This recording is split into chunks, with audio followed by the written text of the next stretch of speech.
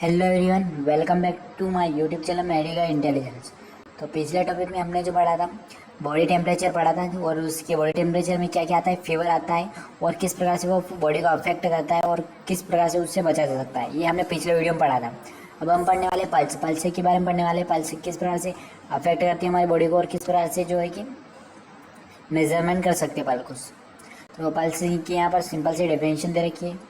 Pulse is alternate raise in the region of an artery of the way of blood in force throw during this contraction of left ventricle. तो contraction होता है left ventricle, तब जो है कि pulse की wait आती है वो हमें जो है कि फील होती है। पल्स की यहाँ पे डेफिनेशन दे रखी है। फिर उसके बाद यहाँ पर थोड़ा और इंट्रो दे रखा है इसका। फिर द पल्स में बी फेल्ट एट। पल्स कौन कौन सी पल्स को मेजरमेंट कर सकते हैं पल्स को। तो रेडियल आर्टरी, इसमें यहाँ पर आर्टरीज दे रखी है, नो आर्टरीज दे रखी है। Radial, temporal, carotid, brachial, femoral, popliteal, dorsal, pedis, posterior, apical artery, ऐसी यहाँ पर सारी आर्टरीज दे रखी है जिनसे हम मेजरमेंट कर सकते हैं पल्स को। फिर कैरेक्टरिस्टिक पल्स किस प्रकार से कैरेक्टरिस्टिक्स किया गया यहाँ पर पल्स को वो दे रखा है यहाँ पर। फिर पल्स के अंदर रेट दे रखा है यहाँ पर, किस प्रकार से जो है कि रेट होता है पल्स का, वो नॉर्मल रेट दे रखा है पल्स का। फिर आगे हम देखते हैं यहाँ पर factor affecting the pulse rate. तो फैक्टर अफेक्टिंग यानी कि पल्स किस प्रकार से अफेक्ट होती है, यानी कि किस प्रकार से कम हो सकती है पल्स और किस प्रकार से जो है कि डाउन हो सकती है पल्स। तो यहाँ पर दे रखा है बिफोर बर्थ के समय कितनी पल्स होती है, नॉर्मल। फिर एट बर्थ के टाइम कितनी होती है, नॉर्मल। फर्स्ट ईयर जो होता है उसमें, फर्स्ट ईयर का जो बच्चा होता है उसमें किस प्रकार से जो है कि नॉर्मल पल्स कितनी होती है। सभी प्रकार की यहाँ पर पल्स दे रखी है। यहाँ पर ओल्ड एज, अडल्ट एज की भी यहाँ पर पल्स दे रखी है। जो नॉर्मल पल्स जो होती है वो 100 से 60 होती है नॉर्मल पल्स, यानी कि जो जो जो यंग होते हैं और जो एडल्ट होते हैं उनमें 100 से 60 से 100 जो होती है वो नॉर्मल पल्स होती है। फिर यहाँ पर सेक्स दे रखा है। The female are slightly more rapid pulse than the male. तो यानी कि जो फीमेल और मेल जो होते हैं इनमें जो है कि पल्स से थोड़ी डिफरेंस हो सकती है, किसमें ज़्यादा हो सकती है फीमेल में और मेल्स में कम हो सकती है। ऐसा ही यहाँ पर अफेक्टेड दे रखा है। फिर एक्सरसाइज के अकॉर्डिंग भी जो है कि पल्स अफेक्ट होती है। फिट के अकॉर्डिंग भी यहाँ पर पल्स जो है कि अफेक्ट होती है। फिर इमोशन के कारण भी पल्स जो है कि अफेक्ट होती है। फिर एप्लीकेशन ऑफ हेड। तो एप्लीकेशन ऑफ हेड दे रखा है यहाँ पर। In this time pulse rate in this the pulse rate. फिर इंक्रीज टेम्परेचर किस प्रकार से जो इंक्रीज होता है बॉडी टेम्परेचर वो यहाँ पर दे रखा है। डिसीज कंडीशन में, ड्रग्स में, कोल्ड एप्लीकेशन, तो इन कारण से भी जो होता है बॉडी का टेम्परेचर जो है इंक्रीज होता है। तो वो यहाँ पर कंडीशन से दे रखी है। फिर यहाँ पर दे रखा है रिदम। रिदम क्या होती है, रिदम के बारे में यहाँ पर दे रखा है, रिदम क्या होती है। फिर दे रखा है यहाँ पर अर्थेमिया दे रखा है यहाँ पर। फिर आता है इंटरमीडिएट पल्स क्या होती है वो यहाँ पर दे रखी है। फिर एक्स्ट्रा सिस्टोल क्या होती है वो दे रखा है यहाँ पर। फिर वेंट्रिकुलर फाइब्रिलेशन क्या होता है वो दे रखा है यहाँ पर। साइनस अर्थेमाइटिस दे रखा है यहाँ पर। फिर डायस्टोलिक पल्स दे रखी है यहाँ पर। सभी की यहाँ पर इंट्रो दे रखा है और डिफरेंशिएशन दे रखी है, पढ़ सकते हो, बहुत ईजी है। यहाँ पर डायस्टोलिक क्या होती है, सिस्टोलिक क्या होती है, सभी यहाँ पर दे रखा है। वॉल्यूम क्या होता है, तो वॉल्यूम यहाँ पर दे रखा है, किस प्रकार से वॉल्यूम को मेजर किया जा सकता है वो बता रखा है यहाँ पर। फिर एबनॉर्मल वॉल्यूम ऑफ पल्स, तो पल्स का एबनॉर्मल वॉल्यूम कौन कौन सा हो सकता है वो यहाँ पर दे रखा है। तो बहुत सारे यहाँ पर इफेक्ट और फैक्टर अफेक्टिंग दे रखी है पल्स के। बाउंडिंग पल्स, टेंशन पल्स, बहुत सारी यहाँ पर दे रखी है। तो कौन कौन सी मेथड होती है पल्स को मेजर करने की वो यहाँ पर दे रखी है। तो स्टेथोस्कोप के जरिए हम मेजर करते हैं, डॉक्टर भी इसी के जरिए जो है कि सुनते हैं वो पल्स को। फिर यहाँ पर डॉपर,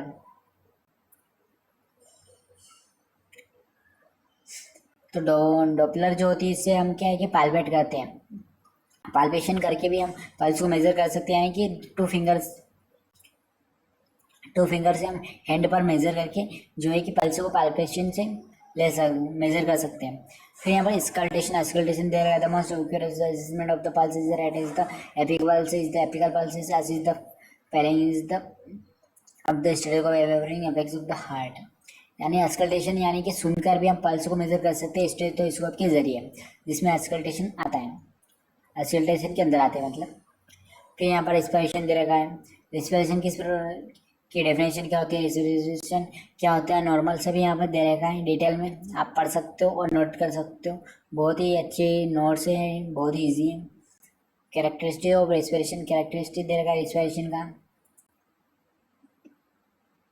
फिर एज ऑफ पर्सन दे रखा है यहाँ पर, एज के अकॉर्डिंग किस प्रकार से अफेक्ट होती है रेस्पिरेशन, वो दे रखा है यहाँ पर। तो सारे नोट्स यहाँ पर दे रखे हैं, आप पढ़ सकते हो।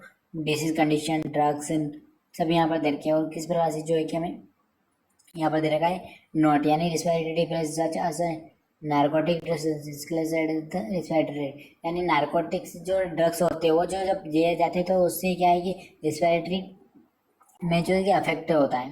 रिस्पिरेटरी रेट यानी कि बढ़ सकती है और कम भी हो सकती है नारकोटिक ड्रग्स के कारण। फिर यहाँ पर रिदम दे रखी है, नॉर्मल रिदम, रिदम क्या होती है वो दे रखा है यहाँ पर। नॉर्मलिटीज दे रखी, टेकीपेनिया दे रखा है यहाँ पर। ये जो टर्मिनोलॉजी होती है टेकीपेनिया, ब्रेडीपेनिया, ये यहाँ पर दे रखी है, शॉर्ट टर्म में यूज़ किए जाते हैं, वो यहाँ पर दे रखी है किस प्रकार से वो यूज़ किए जाते हैं, इनका यहाँ डिटेल दिए गई है। फिर डिस्पेनिया दे रखा है, डिफिकल्टी इन ब्रीथिंग, डिफिकल्टी होती है ब्रीथिंग में, वो यहाँ पर दे रखा है, यानी कि सभी यहाँ पर जो है कि टर्मिनोलॉजी दे रखी है शॉर्ट शॉर्ट में। एनोक्सिमिया, एनोक्सिमिया ने हाइपेक्सिया ने, ऐसे सब यहाँ पर दे रखी है। तो बहुत ही इजी और अच्छे नोट्स है, आपको पढ़ने में और आपको समझने में बहुत ही अच्छा लगेगा।